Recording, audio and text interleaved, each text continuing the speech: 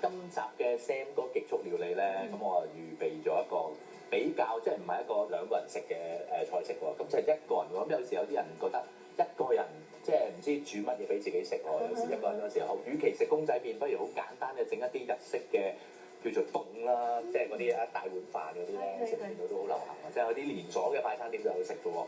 咁你食過未啊？平時？食過。你中意食嗱有雞啊，有牛啦，有海鮮啦，有啲咩中華同好多種嘅喎。咁我今次就整一個牛凍。我中意牛啊，覺得牛係最惹味嘅。最惹味嗬。咁其實嗱材料好簡單喎，咁啊有牛肉啦，啲肥牛啦片啦，咧好平嘅，其實只係廿零蚊，咁有少少金菇同埋嗱最緊要一定要有嘅咧就係洋葱。咁我而家咧即係又冇事先整定，但係即場咧就去做啦。咁我而家咧嗱切洋葱嗰同時咧，阿 Louis 我加啲麻油落去。哦好啊。我哋分工合作啊。OK。嗱，將啲洋葱咧好簡單嘅嗱，大家其實一把刀仔都搞掂啦。唉，邊度使用菜刀？嗱，我哋切啲好幼嘅洋葱絲，不過當然啦，要小心。夠唔夠啊，Sam 哥？可以㗎啦，夠㗎啦，因為本身啲牛都有啲。OK。嗱，切咗啲洋葱絲之後咧，係啦，最緊要幼身啲啦，咁咧就快啲熟啦。煮嘢食咧，如果要幾個鐘頭嘅煮咧，真係有時咩趣味都冇啊！咁咧嗱，爆一爆香啲洋葱先。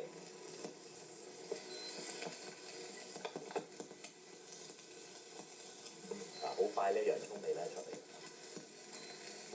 麻油真係一個好幫手嚟喎。係啊，其實麻油唔一定我嚟食即食麵㗎，咁啊我嚟即係有時煮下嘢都得㗎，咁啊撈麵啊，我嚟炒飯咧其實都好。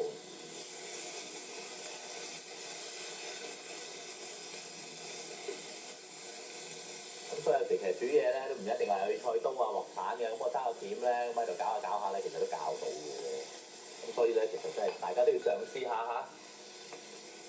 一個人煮一個人食嘅朋友，你哋唔使灰心啊。Sam 哥教咗你哋一個好好嘅餸。係啦，嗱，加咗調味料咁我咧，好香啊！讚啲酒。係啦，加咗豆香喎。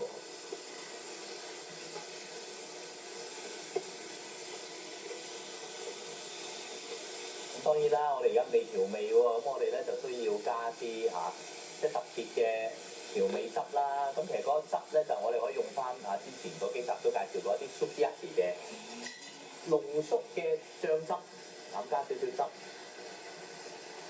嗱，佢咧本身就帶有豉油味、甜味嘅，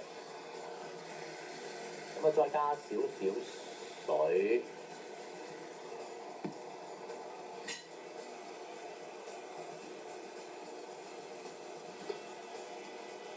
嗱，咁就咁等佢煮咧，其實基本上咧又唔使打芡嘅喎，咁樣煮咧，佢慢慢咧啲水都會收乾嘅喎。咁嗰時間最重要咧，就要靠一樣嘢啦，就係你一定要自己唔可以懶啦，就自己要煮碗飯啦。但係一白飯咧，嗱咁咧係啦，白飯飲咗我將啲牛肉片咧，係啦，又唔好話完全放喺面，咁咧本身都好多汁㗎啦。哇！仲有洋葱添。係啊，嗱有洋葱。咁啊，啲汁又可以送下飯。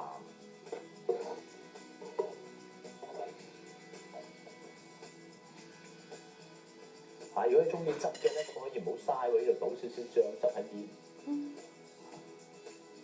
嗱，一碗咧，日本嘅牛凍咧就經已大功告成啦。咁如果都係啦，加少少七味粉啦，係啦，咁咧就會個味咧就會七彩好多。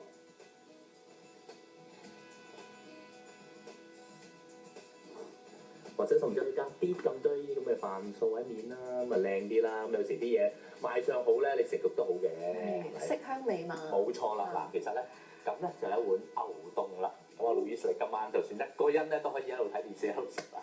好啊好啊好啊好啊。OK。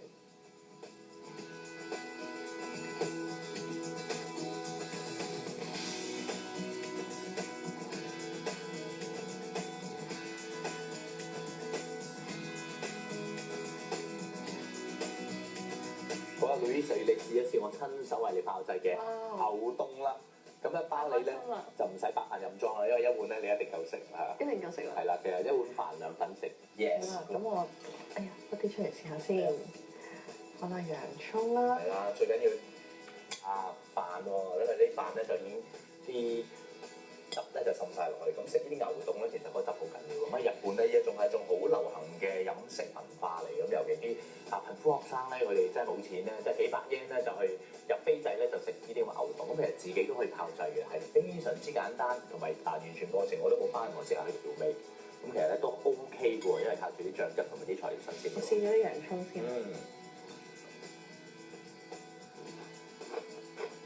啲洋葱都好入味喎。係啊，因為之前咧嚇，我哋用啲麻油爆過去啦，咁同埋咧啲洋葱最緊要竅門咧就係切得薄啲，同埋咧就唔好咁粗，因為我哋呢個係即係都係一個極速料理，咁所以咧就如果你切啲薄洋葱咧好快㗎。跟住我哋試個牛肉啦。係啦，攞對筷子先。講個秘密俾你聽咯，其實呢啲配料咧係聲哥親自去挑選。係啊，當然咯。係啊。其實咧，我中意煮嘢食之餘咧，我最享受咧就係真係買餸。咁有啲人如果真係啲錢多冇掟使，與其去購物亂咁瘋狂購物咧，我建議不如去街市瘋狂購物咧，你個滿足感會仲大，因為起碼你做出嚟嘅嘢咧會多啲人分享，特別係咧可以同靚女分享。Yes，好好味真係。